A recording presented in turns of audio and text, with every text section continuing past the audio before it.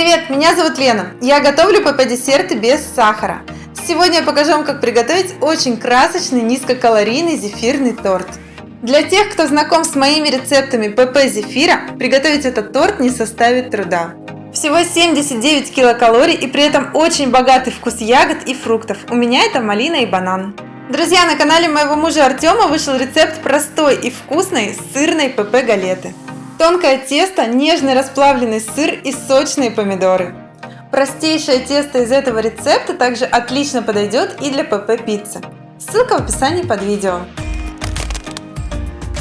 Для простейшего бисквитного коржа нам понадобится 1 яйцо, 1/4 грамма ксантановой камеди.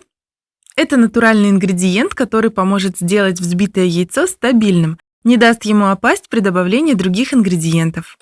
Ее можно заменить на 20 грамм эритрита или натурального сиропа без сахара. Добавляем 5 грамм подсластителя. Взбиваем яйцо на высокой скорости около 5 минут. Нужно получить светлую пышную массу, которая неподвижна при перевороте чаши. Вот такую. Вмешиваем во взбитое яйцо 15 грамм муки. У меня это сегодня миндальная мука, но в этом рецепте можно использовать любую. Перемешиваем аккуратными движениями лопатки. Перекладываем тесто в форму. У меня это кольцо диаметром 16 см, которое стоит на коврике для выпечки. Отправляем в духовку, разогретую до 160 градусов Цельсия, на 20 минут. Корж готов. Достаем его из формы с помощью ножа. Вот такой миндальный корж получается. Он очень пышный и воздушный. Собирать торт я буду в том же кольце, и чтобы корж не был виден снаружи, срезаю примерно 1 см по окружности. Вот такой коржик получается. Кольцо диаметром 16 см стоит на подложке, внутрь прокладываем ацетатную ленту и закрепляем. Выкладываем корж. Выравниваем по центру. Теперь можно приступать к приготовлению зефира. Нам понадобится 80 грамм полужидкого яблочного пюре. Его я сделала из запеченных кислых яблок. Подробнее этот процесс показывала в одном из рецептов ПП-зефира. Ссылку на него оставлю в описании под видео. Вместо яблочного можно использовать другое пюре, но у него должна быть похожая консистенция. А также постарайтесь выбрать в это пюре фрукт или ягоду с высоким содержанием пектина. Добавляем к пюре 100 грамм воды. 20 грамм сухого яичного белка, альбумина. Можно использовать и жидкий яичный белок, но в этом случае вода не понадобится. Точные пропорции оставлю в описании под видео. Сюда же добавляем 2 грамма ксантановой камеди. Этот натуральный ингредиент помогает стабилизировать белок, благодаря чему зефир получится пышным. Стоит он недорого, а за счет низкого расхода одной баночки хватает чуть ли не навечно. Я отмеряю такие малые количества с помощью мерной ложки объемом 1 мл. У меня на канале есть рецепт ПП-зефира без использования камеди. Его тоже можно использовать в этом торте. Ссылку на него оставлю в описании под видео. Размешиваем все ингредиенты белковой части. Мы готовим сейчас одну белковую массу сразу для 2 видов зефира. Готовиться они будут очень быстро, один за другим. Тут могут оставаться комочки альбумина. Это не проблема, несколько минут даем постоять, и комочки разойдутся. А пока подготовим пюре для уваривания. Чтобы получить 200 грамм чистого малинового пюре, нужно перетереть через сито около 300 грамм малины. Можно использовать и другую ягоду. С такой концентрацией пюре даже клубничный зефир получается достаточно ярким. Малиновое пюре всегда жидковатое, и в данном случае нам такое и нужно.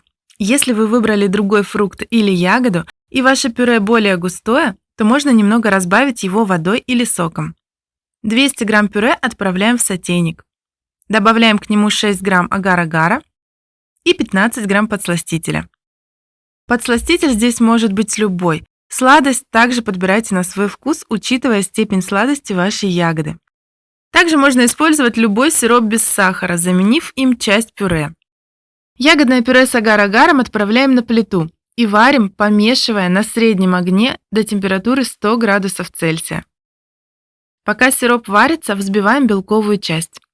За это время альбумин полностью растворился в воде. Для малинового зефира нам понадобится ровно половина от этой яблочно-белковой смеси, то есть 100 грамм. Взбиваем белок на высокой или средне-высокой скорости миксера. В идеале белок должен быть хорошо взбит к моменту готовности сиропа. При этом важно не перевзбить белок. И если сухой белок у меня ни разу не получалось перевзбить, то с жидким яичным белком нужно быть осторожнее.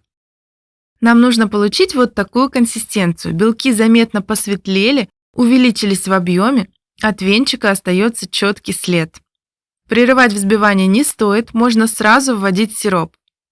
Максимально тонкой струйкой выливаем горячий сироп. Здесь как раз видна консистенция сиропа. Он заметно загустел, но все же стекает тонкой струйкой. Можно варить без термометра, если вы хорошо отследите консистенцию. Но все же помните, что для достижения 100 градусов Цельсия сироп должен покипеть около 3 минут. Масса на глазах становится еще более пышной и увеличивается в объеме. После вливания сиропа я вам не рекомендую уже долго взбивать. Я вливала сироп в течение минуты и буквально полминуты взбиваю после. Особенно это важно, если в помещении прохладно.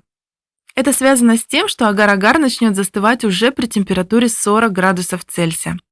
Так что сейчас нужно действовать быстро. Форма для сборки торта у нас полностью готова. Останавливаем взбивание и перекладываем теплую зефирную массу на корж. На чаше для взбивания могли остаться разбрызгавшиеся капельки сиропа. Их собирать не нужно, они уже застыли и не вмешаются в массу. Разравниваем малиновый зефир так, чтобы закрыть корж со всех сторон. Я не пытаюсь идеально разровнять зефир по бортику. На мой взгляд, в этом и красота зефирного торта. У него будет хаотичный фактурный рисунок сбоку. Но при желании можно сделать и идеально гладкие бока торта, используя кондитерский мешок.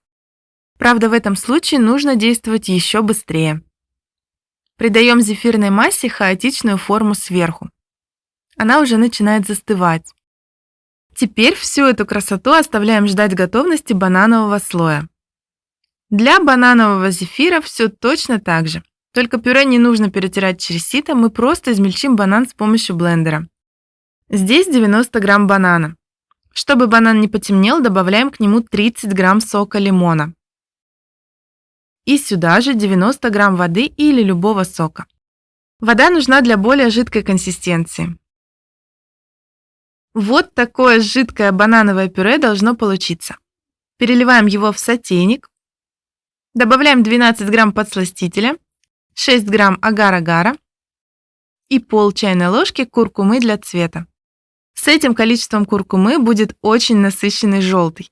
Для более пастельного бананового оттенка можно взять намного меньше куркумы. Дальше все то же самое. Отправляем сироп увариваться до 100 градусов Цельсия, иногда помешивая. И начинаем взбивать оставшуюся часть белка. Когда масса станет белой, пышной и за венчиком будет оставаться четкий след, тонкой струйкой выливаем загустевший сироп.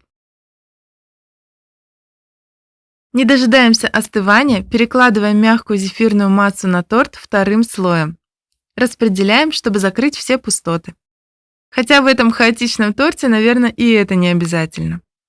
Придаем верхушке торта любую форму, какая вам нравится, с помощью лопатки или ложки.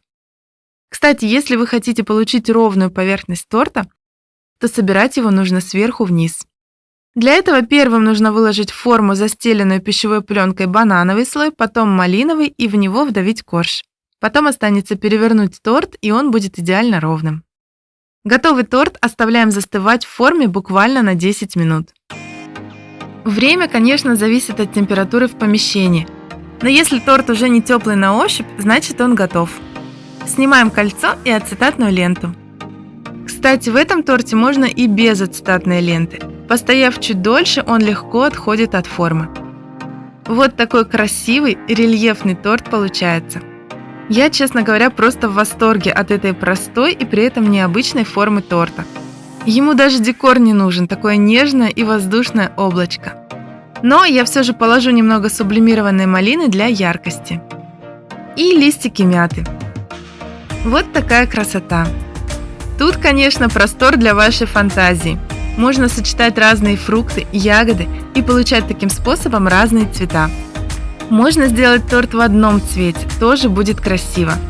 Главное, при выборе ягоды или фрукта постарайтесь подобрать консистенцию пюре наиболее близкую к показанной на видео, и у вас все получится. Давайте его разрежем. Тортик одновременно плотный и мягкий, как такое может быть? Вот такой интересный разрез. Причем каждый кусочек имеет индивидуальный рисунок, разные завитушки и волны. Это очень красиво, особенно на таких ярких цветах. Воздушная зефирная текстура, насыщенные вкусы. Особенно малина здесь присутствует просто на 100%. Миндальный корж такой же воздушный, как и слои зефира. Вместе это очень вкусно. А самое приятное, что калорийность у этого торта совсем низкая. Всего 79 килокалорий – это просто сказка, учитывая, что и сам торт совсем легкий. Вот в этом кусочке нежнейшего лакомства, к примеру, всего 55 килокалорий. Готовьте с удовольствием, готовьте красиво и радуйте своих родных и близких полезными сладостями. Если вам понравилось это видео, ставьте лайк, мне будет очень приятно. Подписывайтесь на мой канал и делитесь этим видео с друзьями. Пока!